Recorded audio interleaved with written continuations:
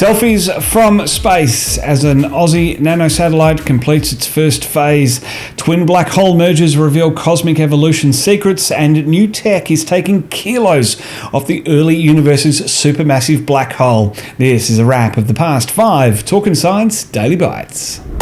Australia's Spirit nanosatellite has successfully completed the initial phase of its mission, marking a milestone achievement for Australia's place and reputation in the global space community. Led by the University of Melbourne in collaboration with the Italian Space Agency, the Space Industry Responsive Intelligent Thermal Nanosatellite, known as Spirit, is the first space telescope funded by the Australian Space Agency to carry a foreign space agency's scientific instrument as its main payload.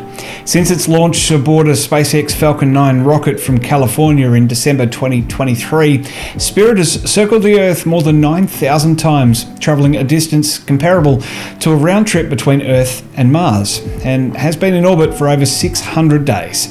Principal investigator, University of Melbourne Professor Michelle Trenti, said Spirit's successful commissioning period is a true milestone for Australian technological advancements and space capabilities. The completion of the first phase of Spirit's mission was marked with the deployment of its winged thermal management system and a selfie stick, which it used to take a selfie in space. The image, beamed back to Earth, showed the nanosatellite crested in emblems of partners who made its mission possible. Spirit's unique wings, designed by the University of Melbourne, helps keep the Space Telescope cool and increase science performance. Now in its final configuration, the spacecraft measures almost a metre in size. An international team of scientists from the LIGO, Virgo and CAGRA collaborations, including researchers from the ARC Centre of Excellence for Gravitational Wave Discovery, have detected 2 remarkable black hole collisions that are offering new insights into both the evolution of the cosmos and the nature of dark matter.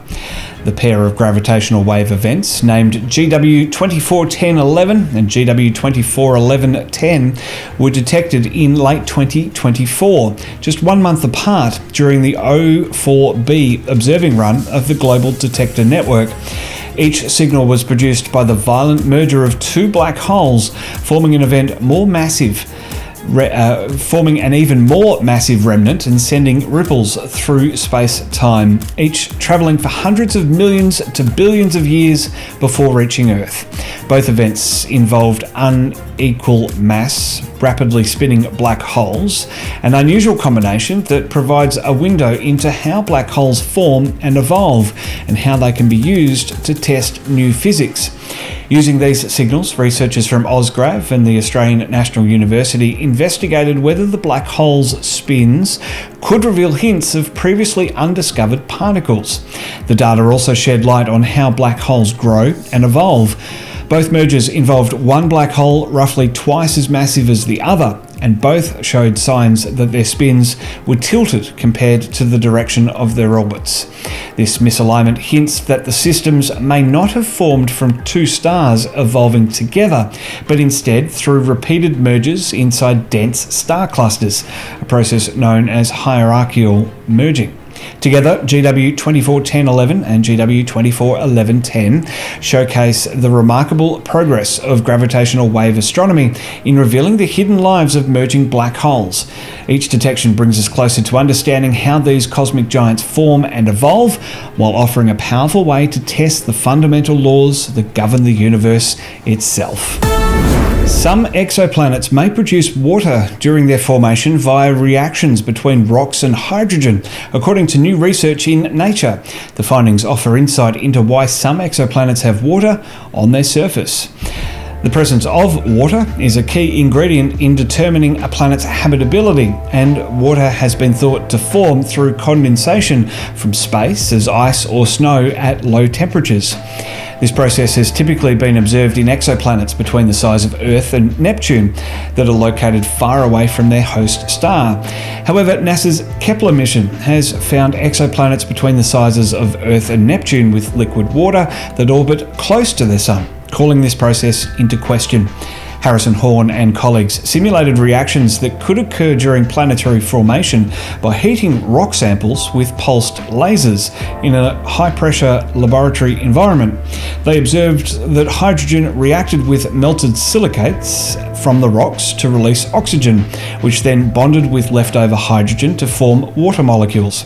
The authors suggest that this reaction could most likely occur in the high-pressure and high-temperature core envelope boundary of exoplanets, where the denser, rocky core meets an outer envelope of gaseous elements. They suggest that this water-generating reaction could occur over billions of years on some exoplanets more massive than Earth. However, the speed of these reactions is determined by how much hydrogen is available and how hot the core envelope boundary is.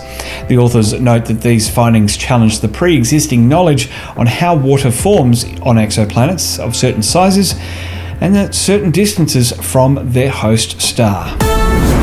Physicists in Australia and Britain have reshaped quantum uncertainty to sidestep the restriction imposed by the famous Heisenberg uncertainty principle, a result that could underpin future ultra-precise sensor technology used in navigation, medicine, and astronomy.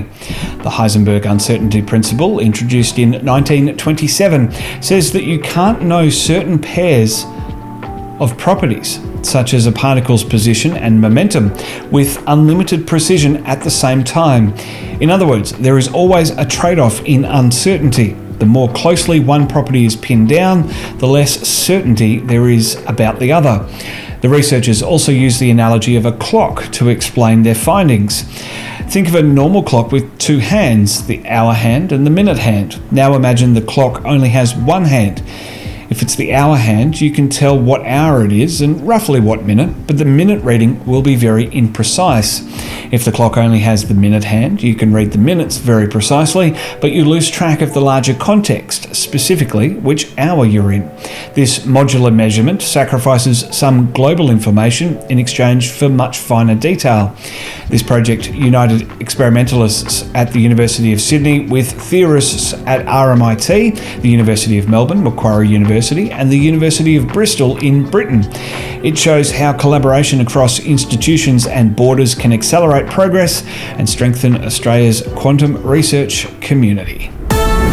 One of the most powerful black holes in the universe is belching out gas at speeds of up to 10,000 kilometers per second, making its estimated mass more than 10 times lower than first thought.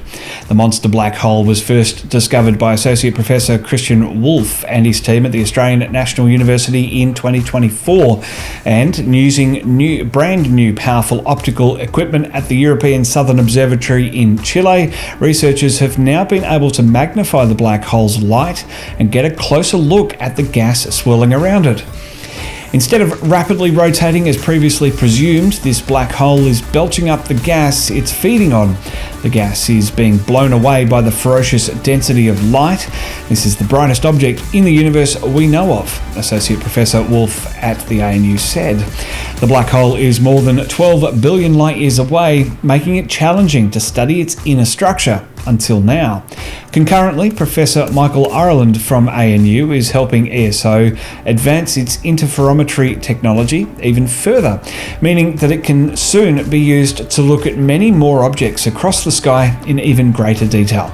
This study was a collaboration with the Max Planck Institute for Extraterrestrial Physics in Germany. Daily science and space stories with an Aussie flair, plus a deep dive into the science or space headline of the week and the occasional science fiction podcast. Like, follow and subscribe for more. Not stopping through the end of 2025 and into 2026, because membership is available to help us do more. That's at thetrek.zone/support. This is Trekzone's Talkin Science.